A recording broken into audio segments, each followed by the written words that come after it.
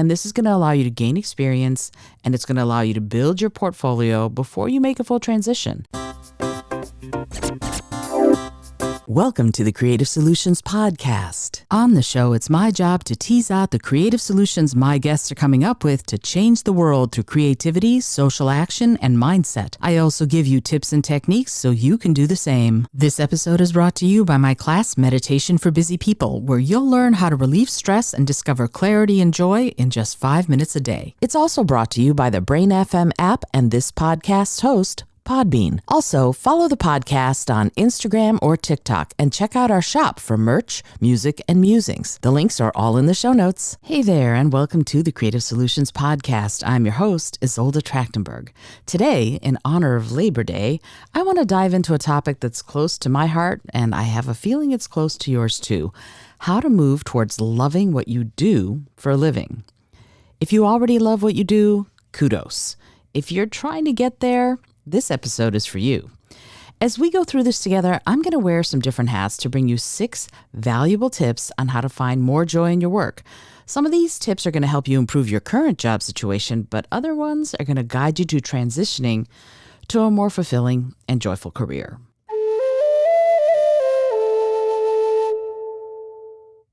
So here we go. Tip number 1. Start by bringing creativity to your current role.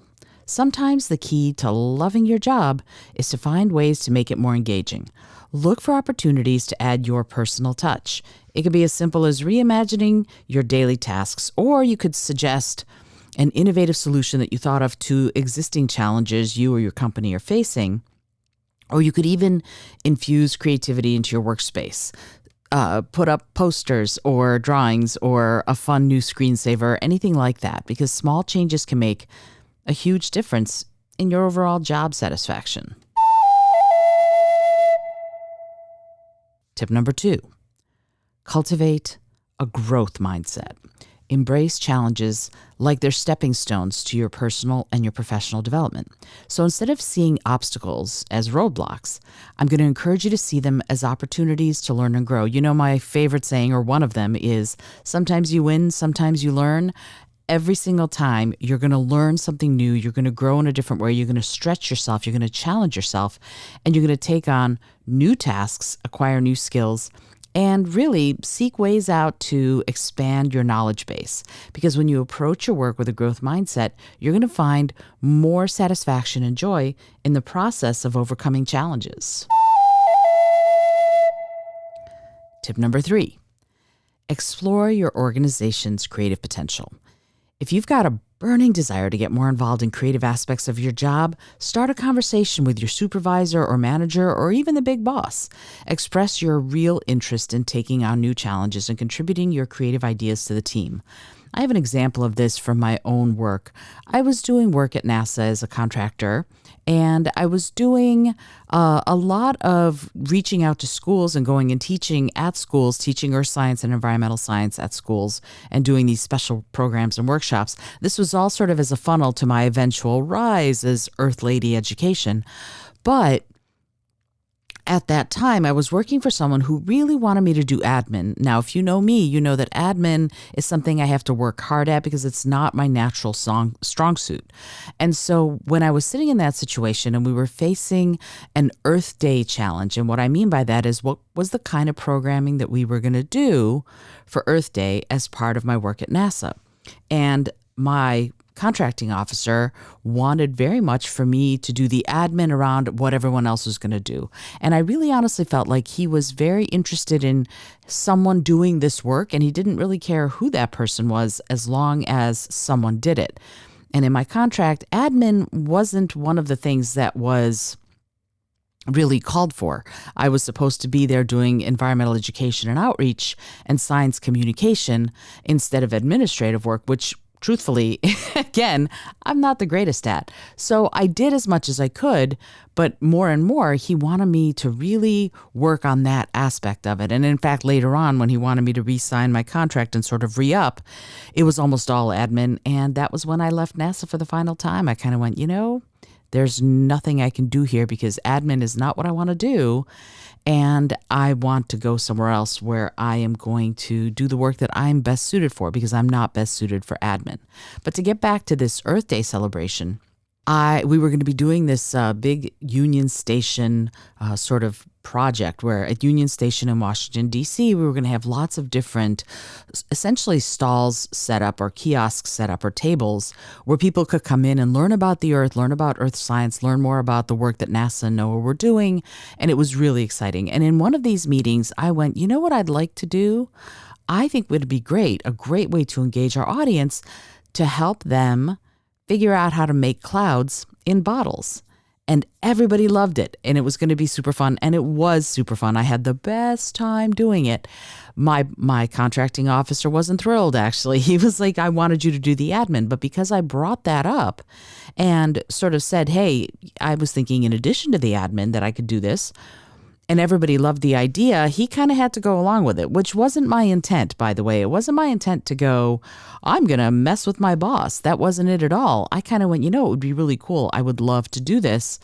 And everybody else who was there loved it. And I was just speaking about it as something that would be creative and fun and would really be engaging to all the people who were walking through Union Station that day. He'd wanted me to do more admin, and I was thinking, I'll do both. There's no reason why I can't do both. And for him, I guess it would have been better, truthfully, if I had talked to him about it to begin with. But I thought of it right then, which is why I said it. So there's some interpersonal relation stuff that went on with us later on. You don't need to know all about that. But my point is that it's really a good idea if you've got a burning desire to get more involved in those creative aspects of your job, start a conversation with your supervisor or manager. And yeah, maybe not in the middle of a big meeting, because that might not get you what you want. But if you express your interest in taking on some of those challenges, sometimes all it takes is that proactive step to unlock all sorts of new opportunities and responsibilities that align with your passions and your goals. In my situation, that wasn't the case, but that was because of the way things were set up for the contract that I was working on, and that my boss really wanted me to slide more into an admin role rather than as an outreach person. And that ended up ending that contract, and we're going to talk about the process of all that in just a minute. Tip number 4. Here we go. If you're thinking about a career shift, start by identifying those creative strengths and what really, truly gets you excited. Take some time for self-reflection and consider how your talents, how you can apply them in different job roles or maybe even different industries. For example, if you've got a great sort of talent or a knack for storytelling and design, you might explore careers in marketing or content creation, or you might also go further and do copywriting. There are all sorts of different ways that you might be able to use your ability as a storyteller to do that. Certainly when I do my workshops, when I'm teaching people how to communicate, I do that too.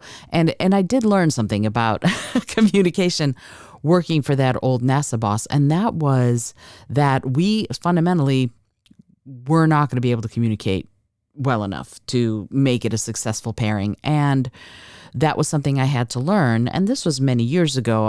I've learned a lot since then. Could I have handled things better? Sure. Absolutely, I could have handled things better. And those are all, again, sometimes you win, sometimes you learn. Those are all opportunities to learn and build your skill set. So when you align the skills that you have with the passions, with the things you want to do, you're going to be one step closer to that fulfilling career. And if that ends up meaning that you can't stay in the job you have because your priority becomes more about being fulfilled in your career than in staying in that job, because inertia is real, my friend. That is something that is absolutely real. Sometimes you stay stuck in that rut until something pushes you out of orbit. And for me, with that NASA CO, the NASA contracting officer, that was the first sort of tumble. Me saying, oh, what would be really cool would be to do a clouds in a bottle activity, and everybody saying, Izolda, you should totally do that. Again, I had not meant for it to be, I know what I'll do.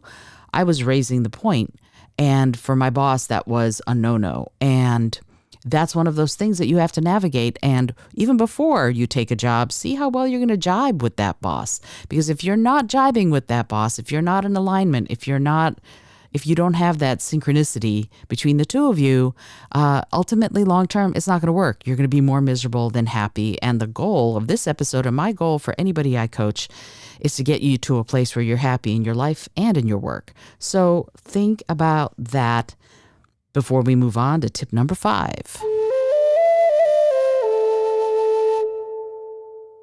If you're set on finding a job you love, you're going to need to create a plan, a transition plan. So first, of course, update your resume, highlight your skills and accomplishments that are transferable from where you are to where you want to go, and then start networking within that desired industry or field, right? Start going to networking events, conferences, workshops to expand your contacts and your knowledge. Don't hesitate to do that, because starting to go do that, starting to attend online events after work, doing anything that you can that's going to get you to a place where you are actually in the room, if you will, with the people who are making those strides, who are doing what you want to do, you let them know who you are. Right? That's one of the things that's so important, is they don't know you. They're not going to know you. Why would they ever hire you? So starting to attend those kinds of events and workshops to expand those contacts, to expand your knowledge.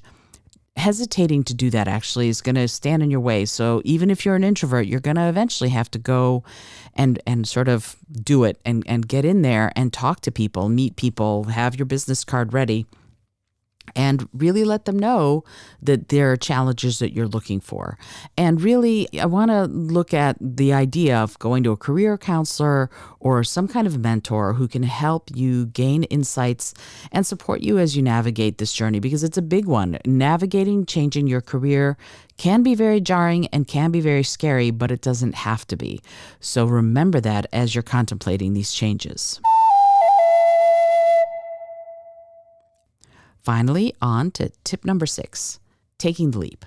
If you've decided you're going to leave that current job and pursue a creative endeavor, I want you to start by testing the waters, right? Launch a side project or explore freelancing opportunities or gig work while you maintain your financial stability. I am never going to say, just take this job and shove it. I'm not. We live in a world where you really need to do this stuff by stages, because if you live in a situation where someone else is paying your bills, then yeah, most of us don't. Most of us are living in situations where we're responsible for half the household, or maybe even for the whole household, or for kids. So if you have the opportunity to do that, yeah, for sure. I know someone whose husband said to her, I know you want to go to law school. You do that. I will take care of everything else. You just focus on your school. They figured out a way to pay for law school. He took care of paying for everything while she was in school. She got to do that. Amazing. Most of us don't have that, so you have to do it step by step. And launching that side hustle or finding freelancing gigs. I mean, I do that all the time. I freelance all the time doing podcast editing, for example. I freelance teaching people how to speak in public. I freelance creating other people's podcasts. I freelance editing their books. These are all side hustles that I do in order to help me do my public speaking and my education outreach, and also this podcast. So, and one of my other side hustles is the Philosopher's Tones. I lead a holiday caroling group. Why? Again, it generates revenue, but it also is an incredibly creative thing that I do. Ironically, much as I am not great at the admin part, I am the leader and the manager of that group, so I have to do the admin. Yikes. But anyway, yeah, I want you to consider starting the freelancing gig thing, because you want to maintain your financial stability. And this is going to allow you to gain experience, and it's going to allow you to build your portfolio before you make a full transition. Having that safety net financially and having a clear vision for that creative path is going to give you the confidence you're going to need in order to take the plunge into a career that really resonates with your heart and your mind and your spirit.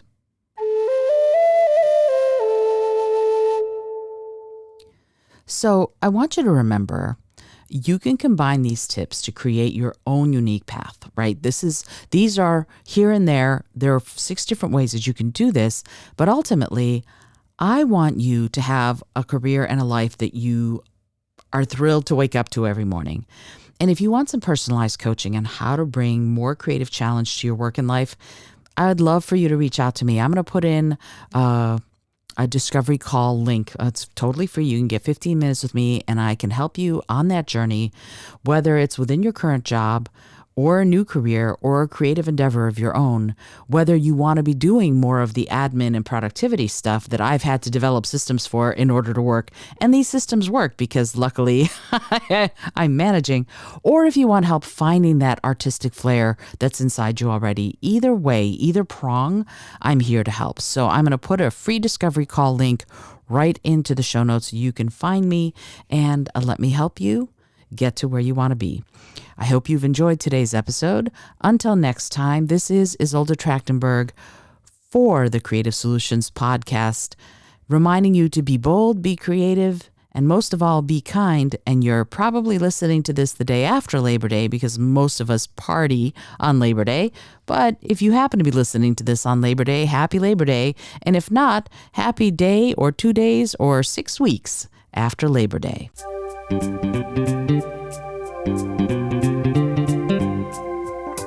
Thank you so much for joining me today. I really appreciate you being here. Please subscribe to the podcast if you're new, and it would mean the world to me if you told a friend about it. Today's episode was produced by Izolda Trakhtenberg and is copyright 2023. As always, please remember this is for educational and entertainment purposes only.